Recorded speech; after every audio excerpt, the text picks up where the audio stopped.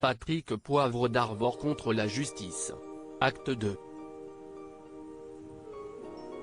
Après avoir échappé à une peine de prison suite au classement sans suite en juin de la précédente affaire contre lui, lancée en février dernier suite à la plainte de la romancière Florence Porcel et aux plaintes de plusieurs autres femmes, l'ex-roi du JT de TF1 est de nouveau dans le viseur de la justice. En effet, une nouvelle enquête a été ouverte et confiée à un juge d'instruction mercredi 15 décembre 2021, a indiqué vendredi 17 le parquet de Nanterre à l'AFP. Patrick Poivre d'Arvor est sous le coup d'une nouvelle plainte déposée par Florence Porcel. L'écrivaine et journaliste de 38 ans accuse l'ex-présentateur star du journal télévisé de TF1 de lui avoir imposé un rapport sexuel en 2004 et une fellation en 2009.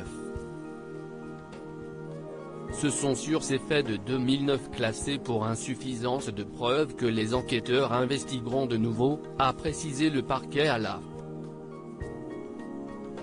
Après un classement sans suite d'une enquête préliminaire par des magistrats du parquet, un plaignant peut se constituer partie civile afin de provoquer la saisine d'un juge pour enquêter de nouveau sur les faits reprochés. C'est ce qu'a fait Florence Porcel fin novembre, enclenchant ainsi l'ouverture d'une information judiciaire. Mais ce n'est pas tout. Le journaliste retraité, soutenu par son ex-compagne Claire Chazal, est aussi visé par une deuxième enquête, celle-ci menée par des magistrats du parquet, également ouverte jeudi à Nanterre pour viol. Une enquête qui fait suite à une plainte déposée la semaine dernière par une femme qui accuse PPDA de l'avoir violée lors du Festival de Cannes en 1985, quand elle avait 23 ans.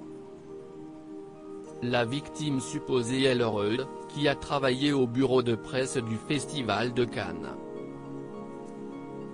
C'est dans les pages du journal Libération qu'elle a fait le récit détaillé et glaçant de ce qu'elle reproche à Patrick Poivre d'Arvor. Elle dit avoir été violée par ce dernier dans une chambre d'hôtel.